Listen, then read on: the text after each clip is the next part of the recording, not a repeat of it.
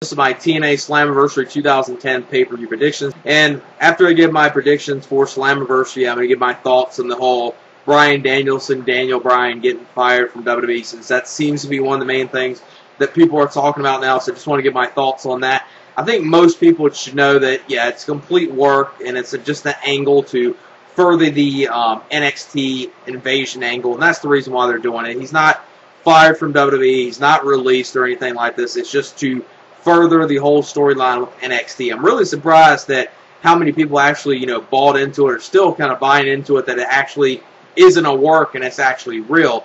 But it's going to be interesting to see where it goes next. But let me give my thoughts and predictions on the Slammiversary card right now. First matchup will be Brian Kendrick versus Douglas Williams for the X Division Championship. This should be a very good match.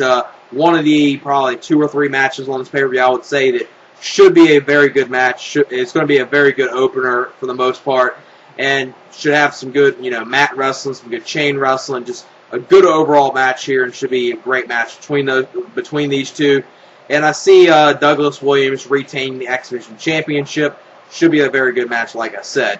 Then the next matchup will be Brother Ray versus Jesse Neal, in a match I don't think anyone cares about, in a feud that no one cares about. Now, I know it has reasoning why it's taking place because of what happened at Sacrifice, but still, this is something that could be settled on Impact and doesn't really need to be placed on a pay-per-view, especially on this pay-per-view. You got 9 matches, and this is one of those matches that you could definitely cut and possibly give time more to, say, the X Division match or AJ Styles and Jay Lethal or Kurt Angle's match. Instead of having this on there, it could be used for something else. And it's just going to be a waste of time. Jesse Neal will pick up the victory, get his revenge on Brother Ray. Then the next matchup will be Desmond Wolfe versus Abyss in a Monsters Ball match. Now, back at Sacrifice, right before Sacrifice, I was looking forward to the Desmond Wolfe and Abyss match there, because I was having a feeling that these two could possibly work and work together good and have a good match. Unfortunately, that didn't happen. They didn't really coexist well, and they definitely didn't mesh well and click well in that match at all. And TNA should learn from that. If two wrestlers aren't really, coexisting in the ring together and not really performing as good as what they could, why would you want to book them again the following month? Now, I know you got the whole thing with Chelsea now being with Abyss, so you kind of have to book it again because of that whole thing with the 30-day thing with her being with Abyss, and that's the reason why it's taking place, and that's why they have to have another match. But still, if they didn't work well, why would you want to have them have another match against each other? Now, with it being Monsters Ball, maybe that could help them out. Maybe they could actually have a, watchable to maybe solid match on this pay-per-view. Could be a 6 spot to end the match, maybe with, I'm saying Desmond Wolfe is going to pick the victory up in this match. There's 2 things that I think they could go the route of the ending of the match. One will either be Nigel, Desmond Wolfe hitting the rebound lariat to Abyss, and Abyss go through thumbtacks, or the Tower of London through thumbtacks, or just expect some Abyss to take some, thumbtack spot or some insane spot at the end of this match that will have him, taken out of this match and Desmond Wolfe picking the victory up. Then the next matchup will be Matt Morgan versus Hernandez. Hernandez is going to pick up the victory in here and get his revenge on Matt Morgan. Then the next matchup is Roxy versus Madison Rayne for the Knockouts Championship. Now, this match could possibly be a good women's match. This actually should be a good women's match. Kind of looking forward to it. I'm not going to say it's going to be a great women's match, but it could be at least a little above average and better than, some of the women's matches they've been having recently in TNA. Roxy is a good performer, and Madison Rayne isn't too bad, especially, with Roxy being in there. She could probably pull out a good match with Madison Rayne within this match. Should be pretty good, I would expect. And I see Madison Rayne retain the title just because I don't see them giving the title to Roxy. Even though that's who I would wish would win the match, I see them keeping the title on Madison Rayne for, the whole beautiful people thing and all that. That's the reason why I'm just saying she's going to keep the title and instead of Roxy getting the title, even though I would like to see Roxy become the Knockouts champion. Then the next matchup will be Kurt Angle versus Kazarian. Kurt Angle, is not ranked, and at this point, Kazarian is ranked number 10 in TNA's ranking system, and this is Kurt Angle, going from bottom to top, taking on the number 10 ranked ranking person right now in this match. This should be a great match. This is easily going to be the match of the night. I don't think there's anything that's going to top this match. Possibly the X Division title match with Kendrick and Williams could possibly, but I'm saying this match without doubt should be the match of the night. Should be a great match. Yet again, Kurt Angle probably having the match of the night and stealing the show. Should be a great match. Really looking forward to this match. This match and the X Division title match are really like the main reasons why I'm even checking this pay-per-view out. Kurt Angle will win this match and should be a great match, like I said. Then the next matchup will be Mr. Anderson and Jeff Hardy versus Beer Money Incorporated. Now, I'm saying they could go two routes in here. They obviously can go the route that Mr. Anderson will turn on Jeff Hardy and cost him the match, and Beer Money will win that route, or just have the faces go over. Which I'm saying Jeff Hardy and Mr. Anderson are going to go over here, just because I don't think they'll go the route of Anderson turning on Jeff Hardy, even though they could go that route, but they're going the route of Anderson at this point, being a face right now. He's getting over with the crowd, and he's getting over to a level where I think it'd be more suited to keep him as a face instead of having him turn on Jeff Hardy. Since he's over with the crowd, you should listen to what the crowd says. Will TNA do that? I don't know, but either way, Anderson's entertaining as a face or a heel. But I say Jeff Hardy and Mr. Anderson will win this match and defeat Beer Money Incorporated. Then the next matchup will be AJ Styles and Jay Lethal. Now, on paper, an AJ Styles versus Jay Lethal match should be a great match, but why I'm saying but is because of Ric Flair and some other, stuff they could book in this match and have this overbooked in a way where it could completely hurt the whole overall quality of the match. Now, if they don't go the route of having this overbooked and have a lot of interference and stuff like that, it could be a great match. There's no doubt that AJ Styles and Jay Lethal in just a regular match with no interference, or if it has interference and has Ric Flair get involved, at least hopefully it doesn't go to the level where it completely hurts the quality of the match. AJ Styles will pick up the victory, so it's one of those types of matches depending on how TNA books it. Now, TNA books it in a way where it's just a clean match, and they just have 15, 20 minutes of action with each other. Could be a great match, but they could go the route of kind of ruining the match as well with a lot of interference and Ric Flair's involvement and stuff like that, and some over-the-top stuff that TNA would possibly book in that match. Then the next matchup is the main event, which is Sting versus RVD for the TNA World Heavyweight Championship. Just like everyone else, I'm probably going to say the same thing about Sting main eventing. Sting should not be main eventing another pay-per-view. TNA needs to get in their heads that Sting is not a draw anymore. This is not 1997. This ain't 1998.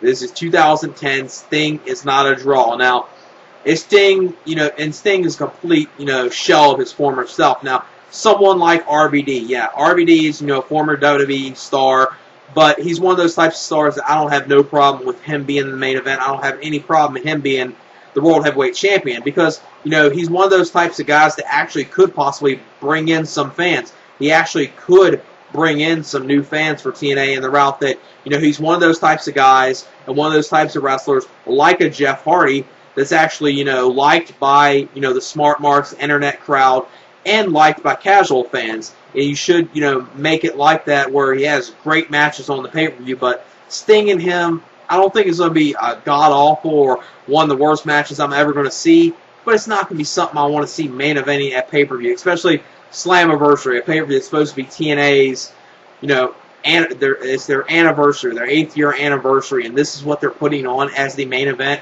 This is what they're putting on one of their third major pay-per-view. Bound for Glory is their major one, then at Lockdown, and then Slammiversary. Some people might argue that Slammiversary is number 2 and then Lockdown's number 3, but nonetheless, it's a pay-per-view that TNA has as its top 3 pay-per-view, and this is something that they shouldn't book on a pay-per-view if they want people to actually go out their way and fork it over $35. It's Sting and RVD as the main event for it. RVD will retain the title.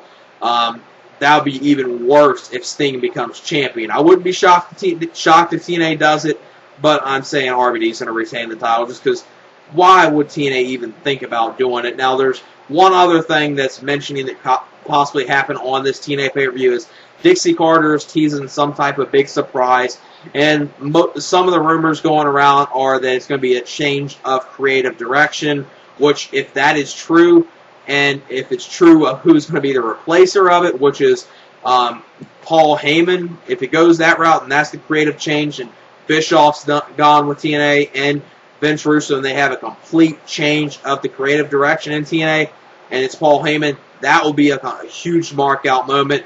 But the thing is it too late for TNA? Is it too late for Paul Heyman to even, as good as he is as a booker, could he even come in at this point and turn TNA around? I think he could, because TNA does have a roster that if you have some, sound booking, you could actually, be a great organization. That'd be great if it's him, but I've heard this stuff with Paul Heyman, possibly rumors of him coming in TNA for so many years, so I'm not going to believe it until I see it. So now let me get my thoughts on the Bryan Danielson, Daniel Bryan firing that just happened last night. Late breaking news last night was that Daniel Bryan, a.k.a. Bryan Danielson, got released from his WWE contract. WWE posted it up on their website saying that he just got released, and the headline said, "We wish him the best in his future endeavors." The type of thing they always say in every firing. But like I said earlier, this is nothing more than a work that's going to be furthering the whole NXT invasion angle. And the reasoning today why they're claiming that he was fired, or the reason why they had to release him or put him on some extended leave, was because apparently when they did the NXT invasion angle this past Monday, where they did one part where Bryan Danielson, Daniel Bryan was outside the ring, and he got Justin Roberts, the ring announcer, and choked him with his tie and claimed that they got some complaint from someone higher up in WWE, where they had to just release Bryan Danielson. And it just seems like it's one of those types of things that's definitely a work angle. And actually, I would say WWE is doing a good job of fooling the fans. So I would say most fans are probably split. There's about 50% that are saying it's definitely a work, and there are 50% that are saying, hey, it actually seems like it's legit. I will say it's definitely a work. I would say most likely it's a work. And I would say the only way you'll tell if this is actually even a little legit is if he ends up in TNA. Now, if he ends up, wrestling an independent match for PWG or Ring of Honor, or just make some appearance right there, don't take that as saying that, yes, he's done with WWE, because look what they did in 2005 when they did the whole Matt Hardy and Edge storyline where, Matt Hardy was supposedly off of TV and he was released when he, came back on TV, wasn't a contractual star and stuff like that with that feud. And then during the summer, he did a number of independent dates and did a few dates with Ring of Honor as well. So you could possibly see that WWE trying to, fool the fans so much that it would not be no shocker if they want to further this and really make it seem like this is legit, and then make it even seem like it's so legit that it's going to be a huge shocker when he shows back up on television, that maybe he'll work some independent shows. Maybe he'll be off of TV for a little bit.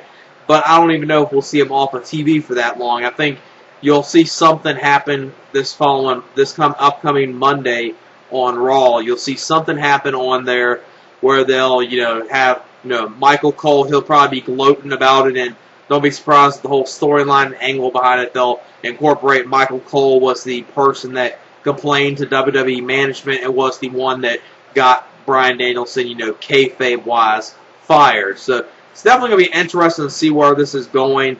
I'm saying it's definitely a work, because I don't see any reason why they would fire him. And the whole thing about, him choking, Justin Roberts, the ring announcer, and them saying that, he got fired because of that. Well, if that was the case and that was legit, wouldn't, the other stars of NXT get fired as well, or the rookies in any way?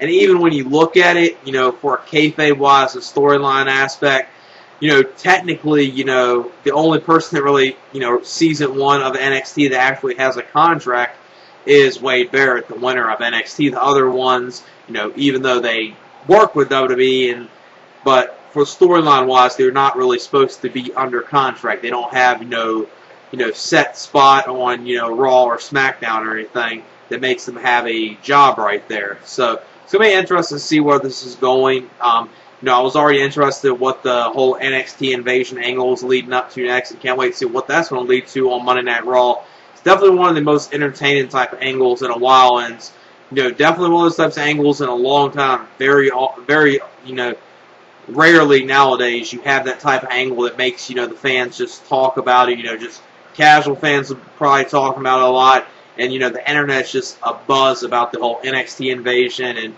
now Bryan Danielson's so-called firing that is most likely going to end up being a work. I'm pretty sure it is, because I would highly doubt they would actually release him. And like I said, the only way you'll be able to say it's legit is if you see him pop up on TNA television.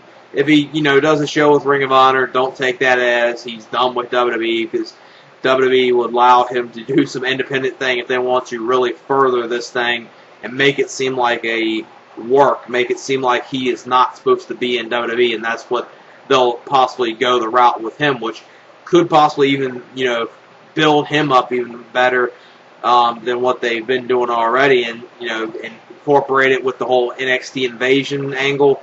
You got two things that are with Daniel Bryan's thing, do a work firing, a work type shoot firing, and just have him come out there, and it'd be a huge shocker, because the good amount of people are buying into it and thinking that it isn't a work and thinking it's legit. So it's going to be probably one of those things that's definitely going to end up being something good.